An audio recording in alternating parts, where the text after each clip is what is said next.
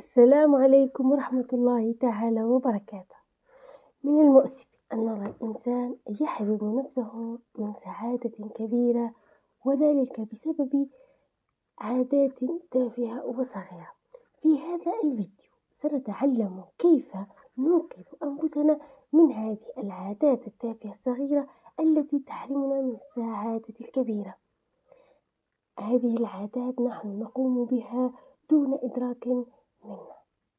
إذن ابقوا معنا حتى نعرف هذه العادات وكيفية التخلص منها كي نعيش سعادتنا كما أحسن ما يقال عني. بسم الله بيك نبدأ. حبك في سلطان جسدي أعزك يا أتمنى أن يدخل هذا الفيديو عليكم وأنتم بصحة جيدة وعافية. أتمنى أن يدخل هذا الفيديو السعادة لبيوتكم، ويدخل الفرح لقلوبكم والطمأنينة لحياتكم. شكرا لكم على هذه الدقائق أو السويعة التي اخترتم قناة كنوز لقضائها معها. تكلمكم من وراء الميكروفون صاحبة قناة كنوز، أستاذة لغة عربية، مرشدة أسرية، ومدربة معتمدة. للتواصل معنا سأترك لكم إيميل في المنتدى وأيضا في صندوق الوصف. ونحن في بداية هذه السنة الجديدة، أتمنى أن تكون سنة خير وبركة علينا، وأتمنى أن تكون سنة مليئة بالإنجازات ومليئة بالنجاحات. تكلمنا في بداية الفيديو عن العادات السيئة التي نقوم بها ونحن لا نشعر. هذه العادات تحرمنا من سعادة كبيرة أو تقلل من هذه السعادة. أول عادة تنغص على الكثيرين فرحتهم وسعادتهم، وهي المقارنة مع الآخرين. هذه تعتبر وكأنها مرض، أنا أسميها مرض المقارنة. الكثيرين منا يفقدون سعادتهم وبهجتهم بسبب المقارنة. كلما حصل على شيء ما بدأ يقارن نفسه مع غيره. المرأة كلما قامت بإنجاز مثلا فإنها تقارنه مع فلانة وفلانة. كلما حصلت على شيء لا تسعد به ولا تفرح إلا إذا قارنته مع فلانة، سواء كانت قريبتها جارتها. والآن ما ظهر حديثا هو مؤثرات التواصل، مواقع التواصل الاجتماعي، أي أنها إذا حصل معها شيء ما، فرحة، نجاح، إنجاز، اتجهت مباشرة للمقارنة. إذا اشترت أقل أبسط الأشياء، حتى إذا اشترت غرضا ما، فإنها تقارنه مباشرة، ولا تستطيع أن تسعد به إلا بعد المقارنة. وفي الكثير من الأحيان تفشل المقارنة ولا يعجبها ما عندها. لماذا قلنا أن المقارنة تعتبر مرض خطير؟ لأنها تنتقل حتى للأبناء. فكلما نجح أحد الأبناء أو قام بعمل ما أو إنجاز، فإن هذه الأم دائما تتجه لمقارنة ابنها مع غيره، تقارن ابنها مع أقرانه، سواء هي بينه وبين نفسها تقارن هذا النجاح، أو حتى ليس نجاح، حتى في مواصفات، مثلا في الصحة البدنية، فإنها تقارن ابنها مع ابن الجيران، أنه بصحة جيدة أكثر من ابنها، أو أنه ذكي.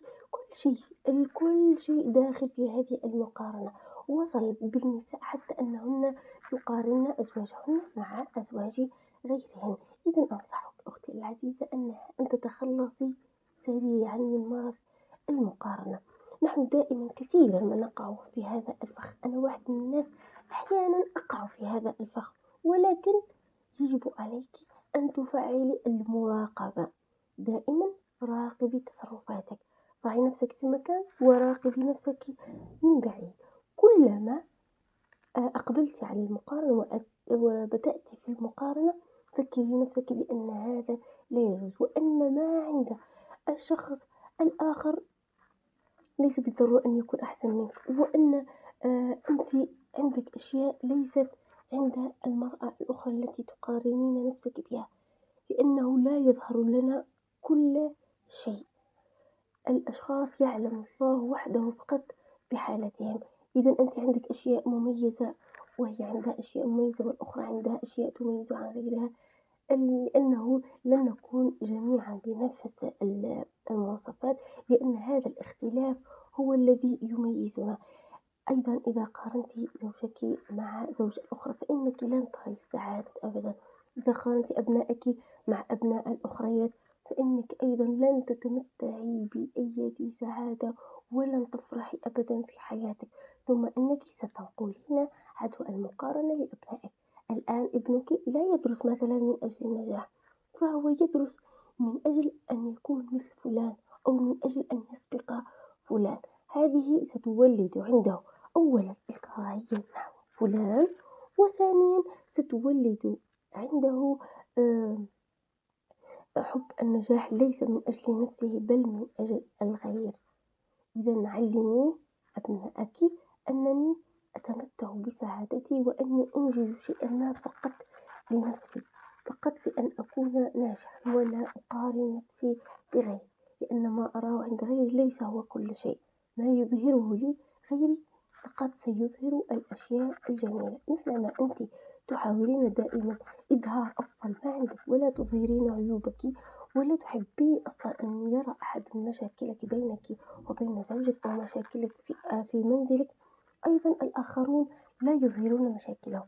عليك الاقتناع بما لديك وأن تفرحي بما لديك، لأنه حقا شيء مفرح أنني اشتريت بيتا كنت أحلم به، لا أقارن بيتي بغيري، اشتريت السيارة التي كنت أحلم بها، أني وصلت للرتبة التي أحلم بها، سافرت للمكان الذي أحلم به.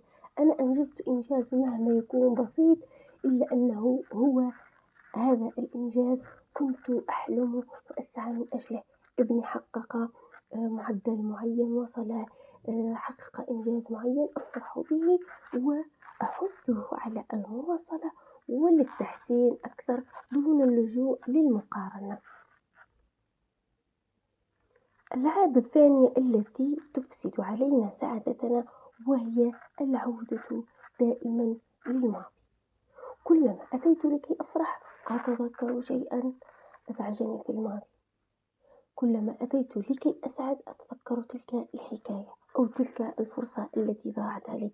دائما هناك الكثير من النساء يرجعن كثيرا للماضي ويفسدن سعادتهن في الحاضر من أجل شيء كان في الماضي أو ذنب ارتكبته في الماضي، غلطة لم تتصرف بشكل لائق أو لم تتصرف كما يجب، تبقى دائما في هذه الدوامة، تعود إلى الماضي في كل مرة.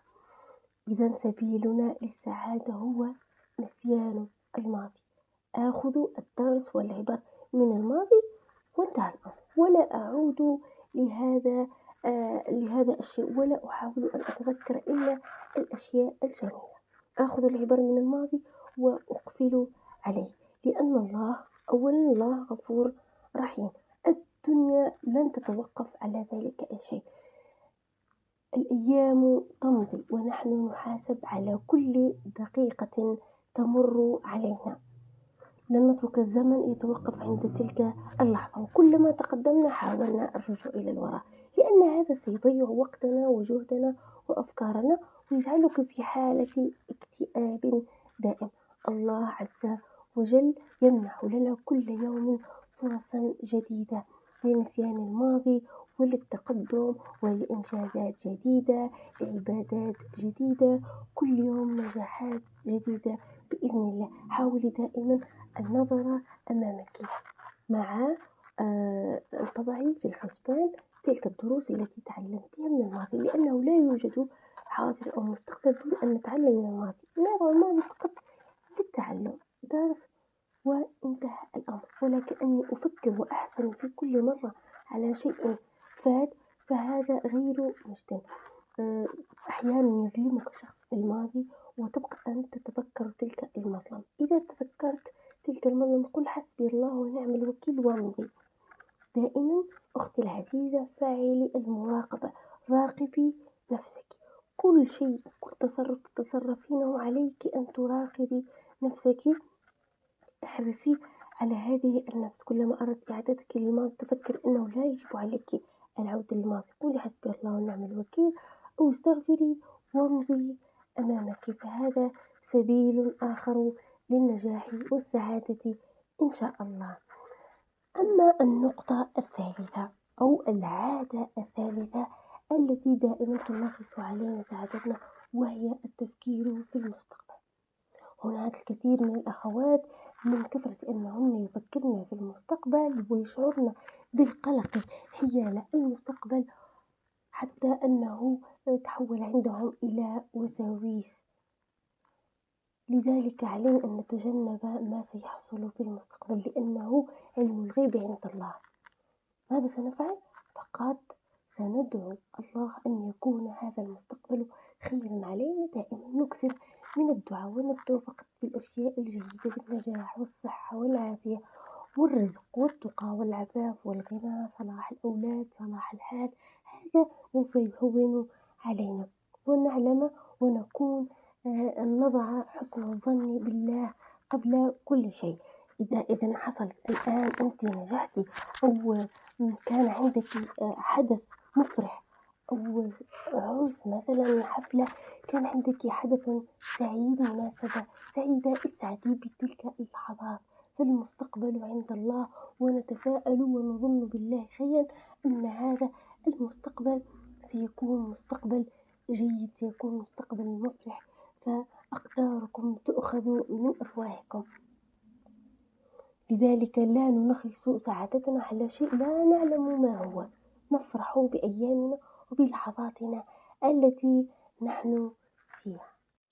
أما العادة الرابعة فهي عادة أيضا سيئة جدا، وهي الوصول للمثالية أو المثالية، دعونا نسميها المثالية، لأن الواحد فينا عندما ينجح وعندما يحصل على شيء ما فإن تلك الصورة المثالية التي اكتسبها ربما في صغره، والصورة المثالية التي وضعها هو لتعريف السعادة أو تعريف النجاح بقيت تلاحقه، يعني أنه كلما حقق أي إنجاز فإنه يقارنه بالمثالية، بالصورة المثالية التي يضعها في ذهنه، بالتالي لا يعتبر هذا نجاح، يقلل من قيمته أو لا يشعر بالسعادة أصلا تجاه هذا الإنجاز. يعني يجب علينا التخلي عن المثالية وأن نرضى بما أنجزناه، بما أننا قد قمنا بالجهد المناسب، ضيعنا وقت، ضيعنا جهد، قدمت كل ما عندي، إذا هذا النجاح أنا أستحقه، أفرح به وأسعد به، وإذا كان لدي إمكانات أخرى علي القيام بها حتى أتحسن أكثر. أما الصورة المثالية أو الشكل المثالي فهو لا يوجد شيء كامل، فالكمال لله وحده عز وجل، ولا يوجد سعادة كاملة. أما بالنسبة للنقطة الرابعة وهي كتمان الفرحة أو السعادة وإخفاؤها عن الآخرين، لأن هذا سيفقدها معناها وطعمها. إذا أخفينا الفرحة والسعادة عن الآخرين، خاصة الأقارب المقربين منا، فإننا لن نشعر بالسعادة كما ينبغي.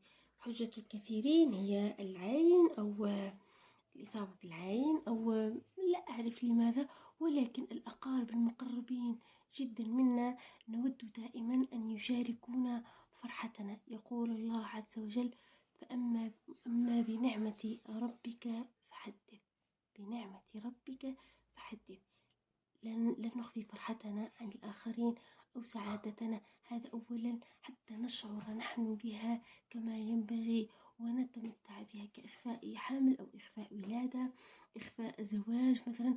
كل هذه الأشياء يجب الإعلان عنها، أصلا في شرعنا الإسلامي يجب الإعلان عنها ولا نخفيها ونعيش فرحتنا كما هي. أتمنى أنكم قد استفدتم من فيديو اليوم. إذا كان عندكم ملاحظات أو انتقادات استشارات دعوها لنا في التعليقات أو راسلونا عبر إيميل القناة الذي سأضعه لكم إن شاء الله في صندوق الوصف أو عبر المنتدى. أتمنى أن تتفاعلوا مع قناتنا خاصة بالضغط على زر الإعجاب. إذا لم يعجبكم أيضا تضغطون على زر عدم الإعجاب ديزلايك يعني. وهكذا أتمنى لكم أوقات سعيدة، أتمنى لكم سنة جديدة مليئة بالخير والبركة والسعادة والفرح علينا وعلى أولادنا وأزواجنا أقاربنا وأحبابنا. نلتقي في موعد آخر في فيديو آخر إن شاء الله في السنة القادمة ربما. إلى اللقاء.